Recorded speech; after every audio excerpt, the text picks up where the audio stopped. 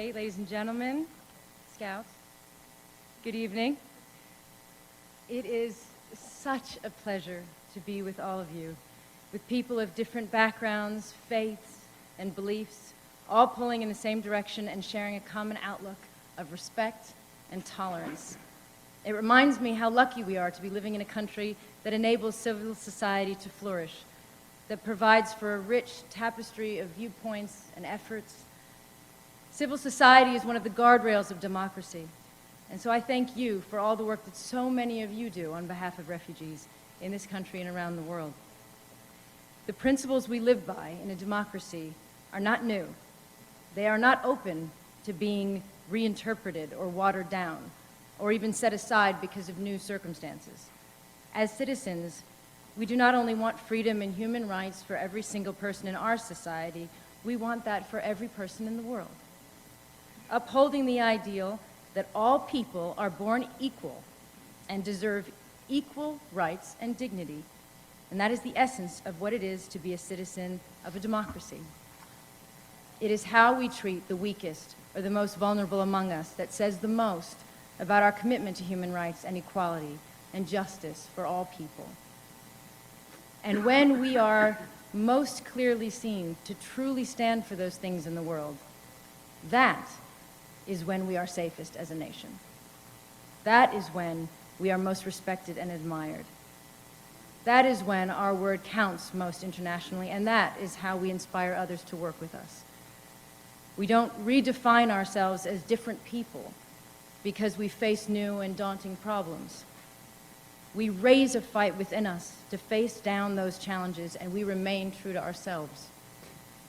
Speaking as an American, the fact is, there is not a country in the world that we are not connected to as a result of our unique history. We represent a global world. And when we are at our strongest, it is when we draw on our diversity as a people to find unity based on our common values and our larger identity. We are not strong despite our diversity. We're strong because of it. So it is time to reclaim for ourselves the idea of what strength is in democratic societies. I firmly believe that strength lies in the decency and common sense of regular citizens, such as the people who turned out in the thousands after the tragedy in Orlando, supported by millions of like-minded people around the world from every race and religion. Strength lies in identifying how to address the very particular challenge from a small minority of people who choose the path of violent extremism or who abuse a religion without stigmatizing and isolating millions of people who share in that beautiful religion. There is nothing strong about denigrating anyone on the basis of their religion, nationality, sexual orientation, gender, or on the basis of any characteristic or difference, real or imagined.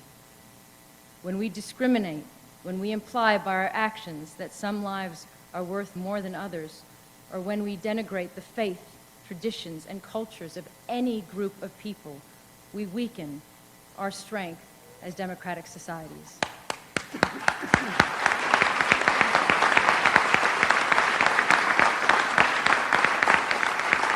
So,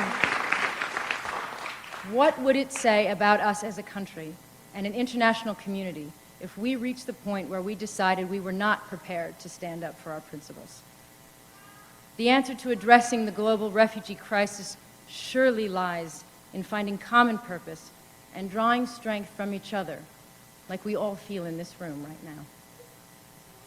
In staying true to who we are, in showing that we have the fight in us to confront our generation's test and emerge stronger for it.